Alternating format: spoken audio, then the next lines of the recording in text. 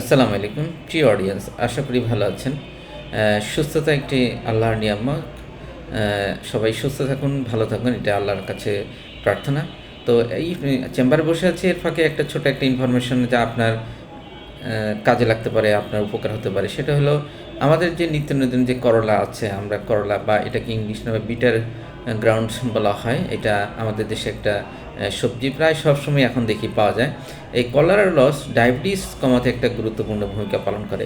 এটার উপর বহু রিসার্চ আছে, আমি সেই রিসার্চে যাব না। প্রচুর রেফারেন্স গবেষণা এটার উপর হয়েছে, বাংলাদেশে হয়েছে, ইন্ডিয়া হয়েছে, পাকিস্তানে হয়েছে, বিভিন্ন তারপরে চায়নাতে হয়েছে এই করলা রসের উপর গবেষণা।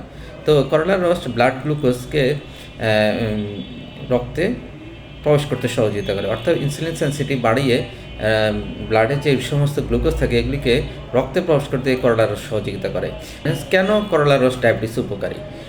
কারণ করলার রসে চ্যারেন্টিন নামক একটি কার্যকর উপাদান আছে, যা অনেকটা প্রাকৃতিক ইনসুলিনের মতো কাজ করে। আরেকটা আছে পলিপেপটাইড, এটার স্ট্রাকচারটা অনেকটা প্রাকৃতিক ইনসুলিনের মতো, অর্থাৎ সৃষ্টিকর্তা করলার মধ্যে চ্যারেন্টিন এবং পলিপেপটাইড নামক দুইটি উপাদান রেখেছেন যেগুলি প্রাকৃতিক ইনসুলিনের মতো কাজ করে। তো এটা আপনি যদি খান তাহলে আপনার ডায়াবেটিস আশা করা যায় কমে যাবে।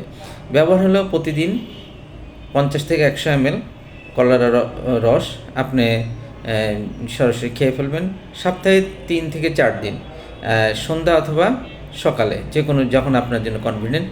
তবে একটু বেশি নেওয়া যাবে না, অবশ্যই এটা গ্লুকোমিটার দিয়ে চেক আপ করতে হবে, কারণ অতিরিক্ত করলা রস নেওয়া হলে অনেক সময় হাইপোগ্লাইসিমিয়া বা সুগার বেশি কমে যেতে পারে। তো প্রিয় অডিয়েন্স, আজকে এ পর্যন্তই। আশা করি ভালো থাকবেন। করলা রস খেলে অবশ্যই একজন কনসালটেন্টের সহযোগিতা নিয়ে বা ওনার সাথে পরামর্শ করে খাবেন, এবং আপনি খেলেও খুব সাবধানতা অবলম্বন করে খাবেন। ধন্যবাদ। আজকের মতো আসসালামু আলাইকুম রহমতুল্লাহ বরকাতুহু।